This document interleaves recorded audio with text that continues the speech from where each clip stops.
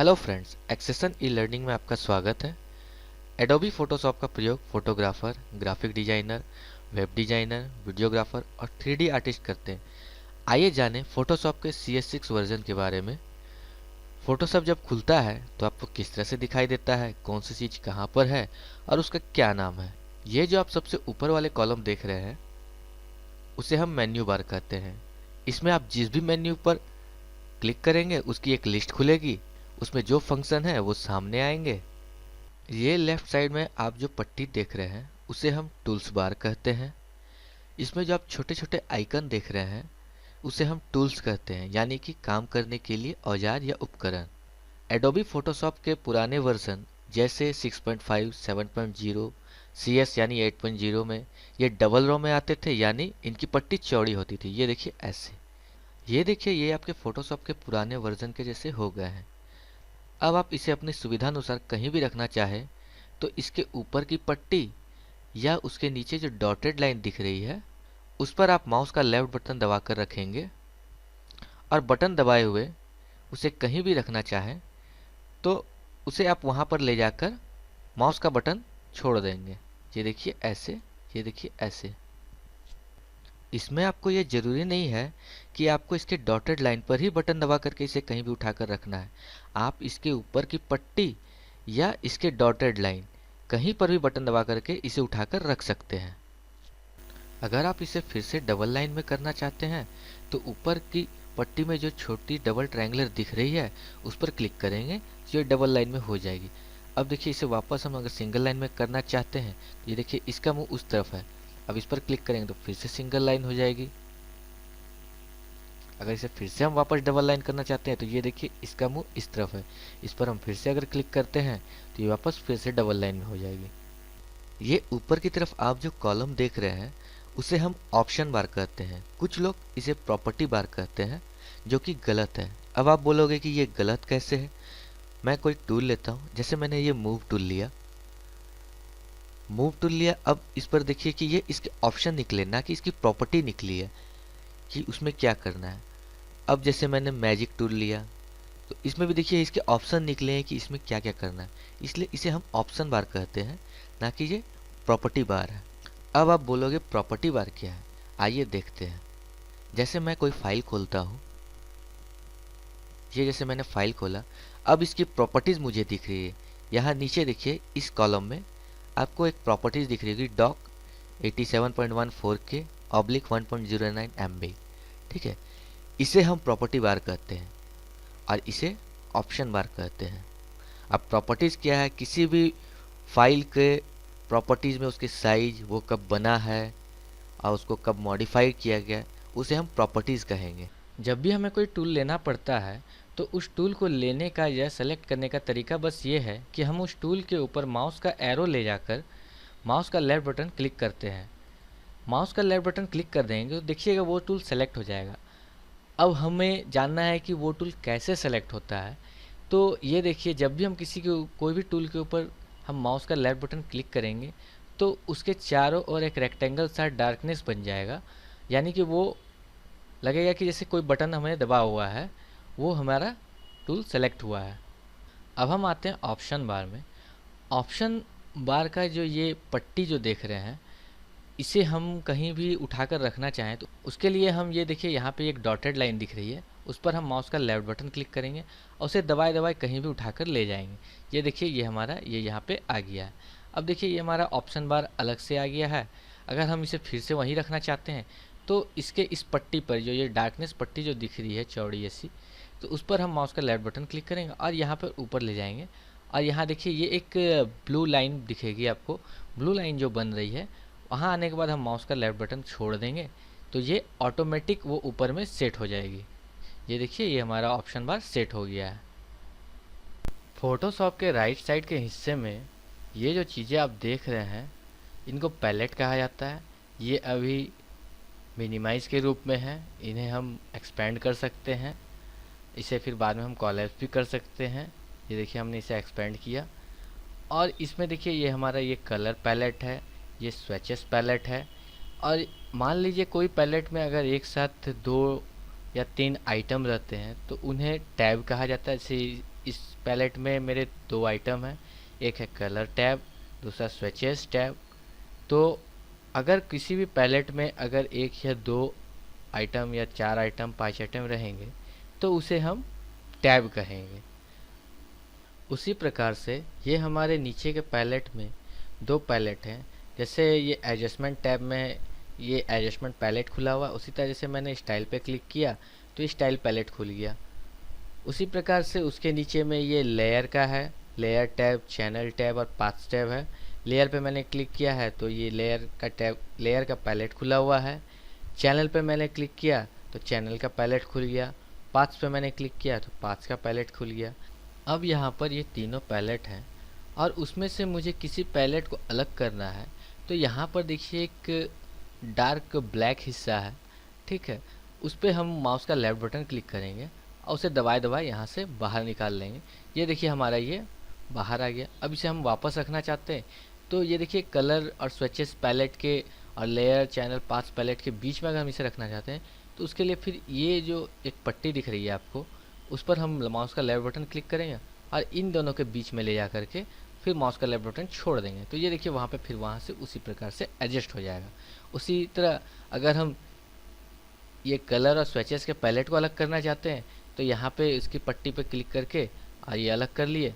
अब देखिए ये हमारा अलग हो गया। अब इसे फिर मुझे वापस वहाँ रखना है तो उसके लिए क्या करना है कि एडजस्टमेंट के ऊपर में मुझे ले जाना हो।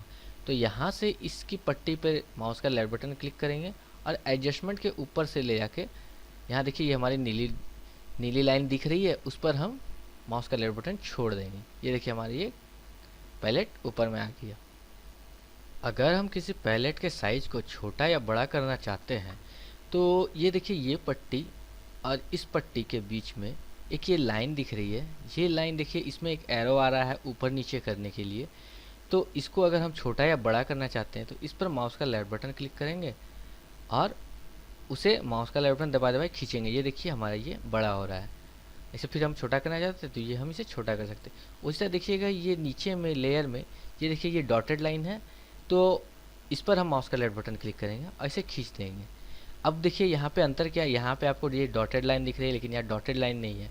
इसका रीज़न ये है कि ये पट्टी और इस पैलेट और इस पैलेट के बीच मर्ज हो गया है, इसलिए यहाँ पे डॉटेड लाइन नहीं दिख रही है। यहाँ पे उसके बदले कि ये लाइन दिख रही है जो कि अलग हो सकता है कि इसमें दिख रहा है कि इसमें हम किसी पैलेट को साइज़ को छोटा या बड़ा कर सकते हैं।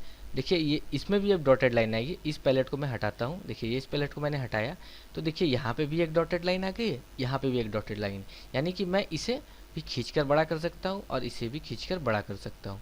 अब इसे मैं फिर से एडजस्ट कर दूंगा तो ये डॉटेड लाइन गायब हो जाएगी क्योंकि ये डॉटेड लाइन इसके साथ मर्ज हो जाती है और यहाँ पे एक लाइनिंग दिखती है जिससे कि ये साइज़ को छोटा बड़ा करने में वो पता चलता है कि इसमें पैलेट को साइज़ को छोटा बड़ा किया जा सकता है। अब इसे हम इसके साथ मर्ज कर देते हैं। ये देखिए मैं इसे इसके साथ मर्ज कर दिया। ये देखिए अब इसमें डॉटेड लाइन गायब हो गई है। इसी तरह आप यहाँ देखेंगे कि कलर पैलेट में ये लाइन तो दिख रही है लेकिन यहाँ पे हम इसे छोटा या बड़ा नहीं कर सकते क्योंकि कलर में सिर्फ ये RGB 3 कलर है तो इसमें हमें छोटा या बड़ा करने की ज़रूरत नहीं है तो वो इसमें साइज़ दिखाएगा ही नहीं। लेकिन अगर हम ये स्विचेस टैब पर क्लिक करेंगे, स्विचेस पैलेट में जाएंगे तो देखिएगा यहाँ पे फिर मेरा ये साइज़ छोटा या बड़ा करने का ऑप्शन आ जा रहा है। तो इस पर जैसे हम ये माउस का लेफ्ट बटन क्लिक करके खींचेंगे तो ये देखिए छोटा या बड़ा हो जा रहा है। इसी तरह से आप इसे छोटा या बड़ा कर सकते हैं। पैलेट्स के और भी फंक्शन है, जैसे कि हर पैलेट के राइट साइड में ये देखिए एक छोटा सा एरो दिखाई दे रहा है, उस पर हम क्लिक करेंगे तो उस पैलेट से रिलेटेड ऑप्शन हमें दिखाई देगा। अगर हम ये स्टाइल पर क्लिक करते हैं तो स्टाइल से रिलेटेड इस पैलेट पर ऑप्शन हमें दिखाई देगा। अब जैसे इस लेयर पैलेट के लिए इस एरो पर मैं क्लिक करता हूँ तो लेयर पैलेट से रिलेटेड ऑप्शन दिखाई देगा। अगर मैं इस चैनल पर क्लिक करता हूँ तो फिर चैनल से रिलेटेड ऑप्शन दिखाई देगा। ये देखिए तो इस तरह का इसके बारे में बाकी डिटेल की जानकारी आपको बाद में दी जाएगी। ये देखिए अब ये छोटा सा ये जो आप पैनल देख रहे हैं इसमें भी दो पैलेट्स हैं। जैसे ये कॉलैप्स है इसे हम एक्सपेंड करेंगे, एक्सपेंड किए तो ये देखिए हमारे ये दो पैलेट निकल गया। एक हिस्टोरी का पैलेट है, एक प्रॉपर्टीज़ का पैलेट है। अगर हम इसे कॉलैप्स कर देंगे तो ये फिर पैनल में बदल जाएगा। अगर हम इसे एक्सपेंड करेंगे तो फिर ये पैलेट में बदल जाएगा। इसमें भी देखिए कि इसमें भी ये छोटा सा एरो दिखाई दे रहा है, तो इसमें इसके ऑप्शन निकलेंगे। प्रॉपर्टीज़ में भी ये छोटा सा एरो दिखाई दे रहा है, इसमें भी इसके ऑप्शन निकलेंगे। इसमें आप एक बात का हमेशा ध्यान रखिएगा कि ये जो पैलेट है मिनिमाइज या कोलैप्स रहेंगे तो उसे हम पैनल कहेंगे, और जैसे ही ये एक्सपैंड होंगे तो उसे हम पैलेट कहेंगे। अब देखिए हम इसे कैसे पैनल कहेंगे, इसे मैं कोलैप्स कर देता हूँ। देखिए ये इसे मैंने कोलैप्स कर दिया, तो अब ये पैनल कहलाएगा। अब देखिए ये जो छोटा एरो देख रहे हैं, इस पर हम माउस ले जाएंगे तो देखिए वहाँ पे दिखा रहा है एक्सपैंड पैनल्स। ये हमारा पैनल है, लेकिन इसे हम जैसे ही खोलेंगे तो वो हमारा पैलेट्स कहलाएगा। अब आप जैसे ये पैनल देख रहे हैं, इसमें दो पैलेट्स हैं, ये छोटे से पैनल में नज़र आ रही है, तो इसे हम सेपरेट सेपरेट खोल सकते हैं। जैसे इस पैलेट के ऊपर हम ले जाएंगे और माउस का बटन क्लिक करेंगे तो ये देखिए इसका पैलेट खुल जाएगा। उसी प्रकार से इसमें नीचे वाले प्रॉपर्टीज़ में के पैलेट पर भी हम माउस का बटन ले जाएंगे तो उस पर क्लिक करेंगे तो हमारा ये पैलेट खुल जाएगा। इसे हम सेपरेट सेपरेट खोल सकते हैं। टूल्स में भी आप देखिएगा किसी किसी टूल में छोटे छोटे ट्रायंगलर बने हुए हैं, यानी कि उसका मतलब है उस टूल में उस टूल के अलावा और भी ऑप्शन है सेलेक्ट करने के लिए, और एक्स्ट्रा टूल उसमें छुपे हुए हैं, जिस पर हम माउस का लेफ्ट बटन दबाए रखेंगे तो वो ऑप्शन वो खुल जाएगा। जैसे मैं मैग्नेट टूल पे इस पर ऑप्शन करता हूँ, इस पर माउस का मैंने लेफ्ट बटन का दबाया और इस छोटे से ट्रायंगल पर फिर से और एक बार क्लिक किया, देखिए ये हमारा ऑप्शन खुल गया है। उसी प्रकार से ये मैजिक वन टूल है, इस पर मैंने क्लिक किया इस एरो पे तो ये हमारा खुल गया। इसमें सभी टूल के अंदर जिसमें ये ट्रायंगुलर एरो देख रहे हैं उसमें कुछ ऑप्शन छुपे हुए हैं, वो आपकी सुविधा अनुसार काम करने के लिए होते हैं, जिसके बारे में जानकारी आपको बाद में दी जाएगी। आप जिस प्रकार का इसमें काम करना चाहते हैं उस प्रकार से इसमें कुछ चेंज भी कर सकते हैं। जैसे ये हमारा वर्किंग प्रेफरेंस है, उसमें ये इसेंशियल पे हम लोग वर्क कर रहे हैं। उसमें अगर आप दूसरा किसी और प्रेफरेंस पे काम करना चाहते हैं तो ये इसेंशियल की जगह न्यू इन CS6 देख सकते हैं। इसमें CS6 में नया क्या है उसके बारे में जानकारी ले सकते हैं। 3D में काम करना है तो 3D पर क्लिक कर सकते हैं, उसमें 3D से रिलेटेड सारे ऑब्जेक्ट सारे ऑप्शन आपके पास आ जाएंगे।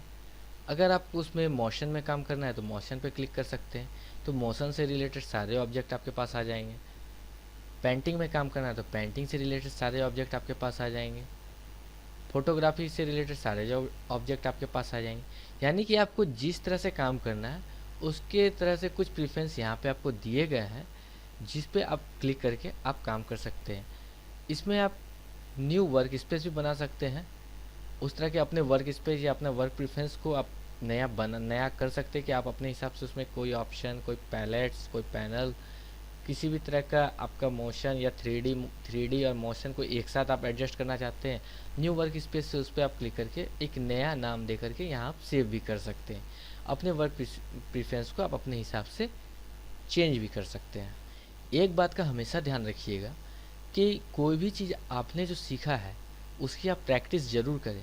प्रैक्टिस करने के लिए आप उसे मन में सोचेंगे तो वो उससे आपकी प्रैक्टिस होगी नहीं, क्यों कि आप बार बार उसको भूलेंगे। ठीक है, मन में आप याद कर रहे हैं कि आप आंखें बंद कर लिए और सोच रहे हैं कि ये हमारे यहाँ पे राइट साइड में पैनल्स है, पैलेट्स है, लेफ्ट साइड में टूल बार्स है, ऊपर में ऑप्शन बार है, उसके ऊपर में मेन्यू बार है।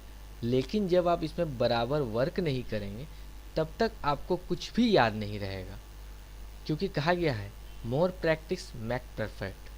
आप जितनी ज़्यादा प्रैक्टिस करेंगे उतना ज़्यादा आप अच्छे बनते जाएंगे। तो उसके लिए आप हमेशा अपने कंप्यूटर में हमेशा इस चीज़ को देखें, अगर ना हो सके तो ये इस तरह के वीडियो को हमेशा आप अपने मोबाइल में या किसी में भी सेव करके रखें और हमेशा उसको देख करके उसको याद करें, और ज़्यादा से ज़्यादा कोशिश करें कि कंप्यूटर में उस पर हम प्रैक्टिस करें। अगर आप जितना ज़्यादा प्रैक्टिस कीजिएगा उतना ज़्यादा आपके लिए बेहतर होगा। अगर आपको हमारा ट्यूटोरियल पसंद आया तो हमें सब्सक्राइब ज़रूर करें। आगे के चैप्टर में हम आपको अब फोटोशॉप के बारे में अगली जानकारी देंगे और उसके बारे में कैसे क्या वर्क करना है, क्या करना है, उसके बारे में हम जानकारी देंगे। धन्यवाद।